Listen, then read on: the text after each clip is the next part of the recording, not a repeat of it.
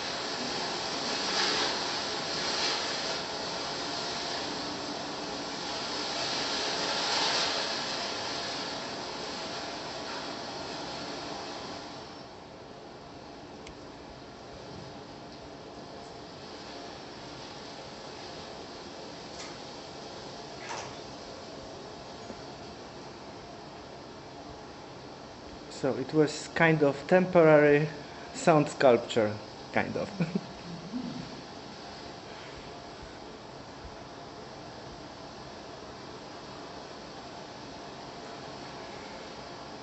Okay, I think it's enough. And the next,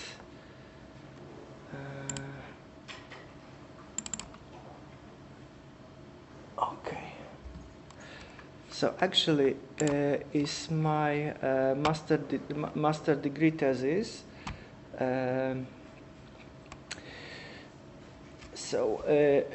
It's also in the area of mining. It's a coincidence, but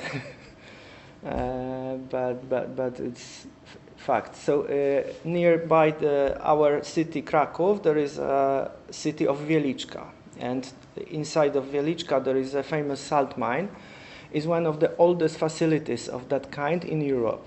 It is operating non-stop since early medieval times. Moreover, we know the ancestors of people living in nearby area extracted salt since prehistoric times.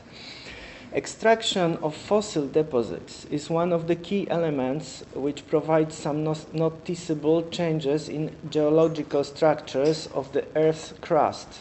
The Wieliczka mine reached depth of 307 meters, and its summary length of galleries it's 245 kilometers.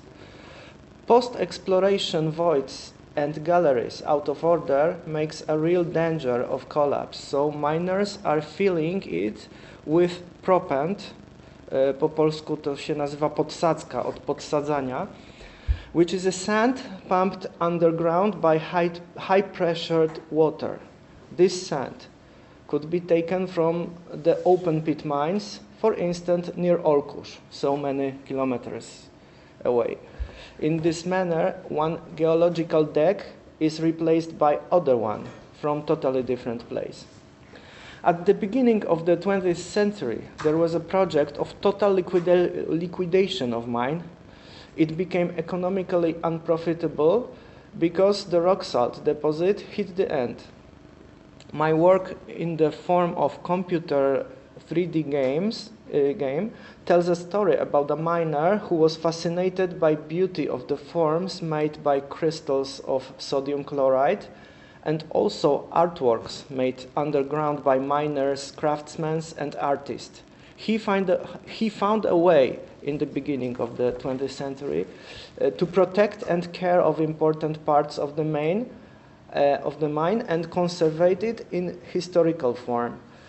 Thanks of his work, we can admire it to this day.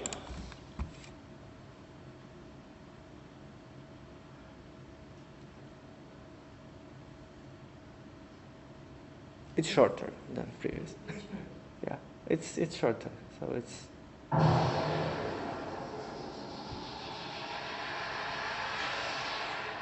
Na głowie hełm, w skrzynce na znaleziska nieduże zawiniątko z jedzeniem. Oto stare kaganki, pochodnie, taczki, narzędzia. Obraz przeszłości powstaje przed oczyma Krzeczkowskiego. Pustkowie to liczy kilka wieków. Wszystko pozostało w takim stanie, jakim przedstawiało się w chwili, gdy robotnicy odeszli stąd po raz ostatni. Tak daleko musi się dziś przedostać Krzeczkowski. Part of the game contains fragments of 3D audio storytelling. So you find the points and listen the part of the story.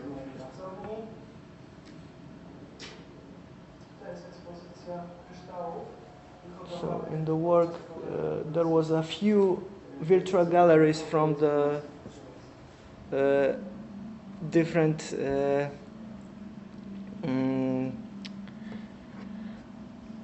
periods of my research. And finally we could meet this miner. It was live streaming from my workspace, from my studio. It was in the middle of lockdown, of COVID lockdown. So I was closed in my studio and present my work online.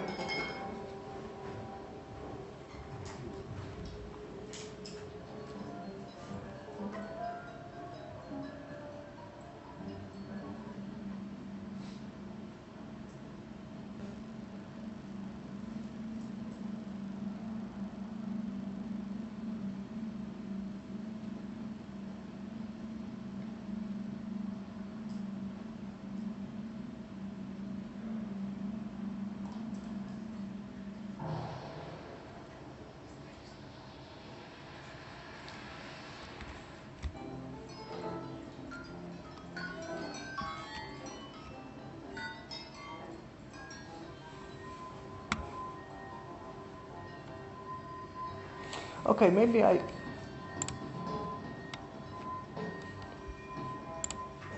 stop it, and I want to mention about the last thing in few words. It's about sonic pollution problem. I'm especially sensitive on this one because of everyday work I'm doing. In Poland, there is no place free of civilization sound except maybe deeper areas inside of national parks. Interesting international project Locus Sonus allows us to see this phenomena in peculiar way. This worldwide project is aimed to both institutions and amateurs who are preparing outdoor microphones and make a live broadcast for project's websites. This is running all the year, but in special day called International Dawn Chorus Day, many more participants are connecting, and there is another special broadcast website. The celebration takes 24 hours, and during this we are watching, or better listening, live sounds of the dawn along the whole planet. Minute by minute, a broadcast speaker switch and mix the broadcasts which are most close to the dawn line. This year, this is the Jubilee 10th edition of the event, and moreover, it is taking place during our Icelandic trip in the night between 6th and 7th May. I have participated in several previous editions, and I'm technically ready to launch my broadcast during the current edition. So, okay, that's it.